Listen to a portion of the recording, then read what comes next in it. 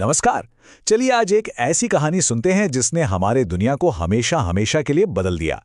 और यकीन मानिए, ये सब शुरू हुआ बस एक सुई के हल्के से हिलने से। ये कहानी है कुदरत की दो सबसे रहस्यमयी ताकतों के मिलने की। तो ये जो इतनी बड़ी कहानी है, इसकी शुरुआत कहाँ से होती है? एक बहुत ही मामूली सी चीज से, एक छोटा सा पत्थर। तो हमारी कहानी का जो पहला हीरो है वो है चुंबक। एक ऐसा पत्थर जिसके अंदर मानो कोई जादुई ताकत छिपी हुई थी। सोचिए, जब लोगों ने पहली बार इस पत्थर को देखा होगा तो कैसा लगा होगा। अरे, ये तो लोहे की चीजों को बिना छुए अपनी तरफ खींच रहा है। ये तो पक्का कोई जादू है। और बस इसी हैरानी में उन्होंने इसे नाम दे दिया चुंबक। और फिर धीरे धीरे ये भी पता चला कि इसके दो खास सिरे होते हैं जिन्हें आज हम पोल्स कहते हैं। और इन पोल्स का एक बड़ा ही सीधा सादा सा नियम था। चुंबक के दो ध्रुव होते हैं, एक नॉर्थ और एक साउथ। अगर एक जैसे पोल्स मतलब नॉर्थ नॉर्थ या साउथ साउथ को पास लाओगे तो वो एक दूसरे को धक्का देंगे, दूर भागेंगे।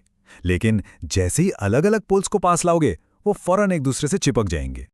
तो ये जो अदृश्य शक्ति थी, ये जो इनविजिबल फोर्स था, उसे वैज्ञानिकों ने एक नाम दिया, मैग्नेटिक फील्ड, यानी कि चुंबकीय क्षेत्र। मतलब चुंबक के चारों ओर एक ऐसा इलाका जहां उसकी ताकत काम करती है, और इसी वजह से वो दूर से ही चीजों को खींच या धकेल पाता है। चलिए अब कहानी में एक लंबा जंप लेते हैं, कई सदियां आगे, सीधा साल 1820 में। हम पहुंच गए हैं प्रोफेसर ओरस्टेड की क्लास में, जहां इस कहानी का सबसे मजेदार और सबसे जरूरी मोड़ आने वाला है। जरा उस सीन को इमेजिन कीजिए। एक टेबल पर एक तार रखा है और उसके ठीक पास में कंपास। कंपास की सुई, जैसा उसका काम है, आराम से नॉर्थ की तरफ इशारा कर रही है। अब प्रोफेसर ओरस्टेड क्या करते हैं, वो उस तार को एक बैटरी से जोड़कर उसमें करंट दौड़ाते हैं। और ठीक उसी पल कुछ ऐसा होता है जिसकी किसी ने कल्पना भी नहीं की थी। कंपास की सुई अचानक से हिल जाती है, अपनी जगह से मुड़ जाती है। तो सवाल ये था कि आखिर ऐसा हुआ क्या? तार में बिजली बहने से पास रखी सुई क्यों हिली? ये देखने में तो एक बहुत छोटी सी घटना थी, लेकिन इसके पीछे छिपा राज बहुत बड़ा था। अब क्लास में बैठे स्टूडेंट्स तो ये देखकर एकदम हैरान रह गए। अपनी आंखों के सामने बिना किसी को छुए सुई हिल रही थी। उनके लिए तो ये किसी जादू से कम नहीं था।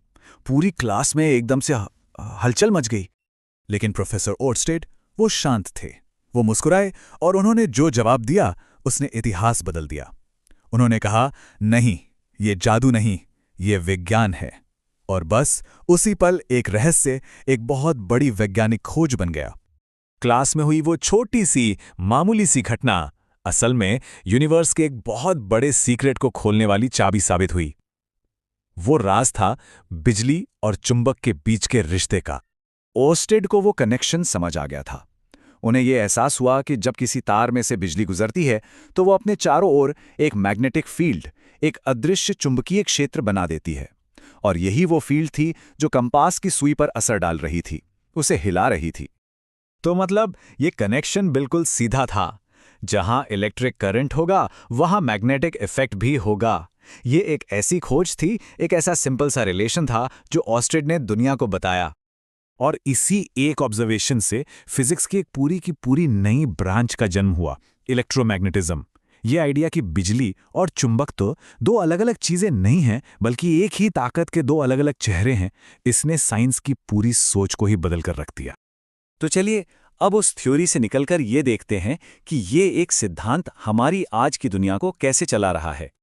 ओरस्टेड के इस सिद्धांत ने जैसे आविष्कारों की एक झड़ी लगा दी। इसी की वजह से इलेक्ट्रिक मोटर बनाना मुमकिन हुआ, जो बिजली को घूमने वाली ताकत में बदलती है। फिर बने जनरेटर, जो इसका ठीक उल्टा करते हैं, घूमने वाली ताकत से बिजली बनाते हैं। और आज तो हमारे पंखे से लेकर बड़ी बड़ी ट्रेनें, एमआरआई मशीन से लेकर कंप्यूटर की हार्ड ड्राइव तक, शायद ही कोई मॉडर्न मशीन होगी जो इस एक सीधे से सिद्धांत पर काम ना करती हो। तो इस पूरी कहानी के आखिर में चलिए एक बार फिर उस छोटी सी सुई पर लौटते हैं और सोचते हैं कि उसके हिलने से हमें सबसे बड़ा सबक क्या मिला। सबसे बड़ी सच्चाई जो सामने आई वो ये थी कि बिजली और चुंबक, जिन्हें सदियों तक दो अलग अलग अनजान ताकतें समझा जाता था, वो असल में एक ही कहानी के दो हिस्से हैं। वो एक दूसरे से बहुत गहराई से जुड़े हुए हैं। और आखिर में बस ये एक सोचने वाली बात, कभी-कभी सबसे बड़ा विज्ञान वहीं छिपा होता है जहां हम बस एक सुई के हिलने जैसी छोटी बात को नज़रअंदाज कर देते हैं। ये बात हमें हमेशा याद दिलाती है कि कभी भी अपनी जिज्ञासा को कम नहीं होने देना चाहिए और छोटी-छोटी चीज़ों पर ध्यान देना कितना ज़रूरी है।